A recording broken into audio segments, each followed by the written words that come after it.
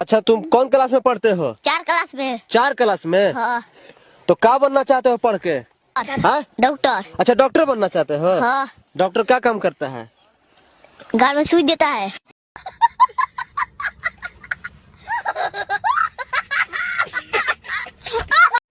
तुम अपने आप को समझते क्या हो? नरेंद्र मोदी समझता है। कितने तेजस्वी लोग हैं हमारे पास, कितने शानदार विचार रखते हैं।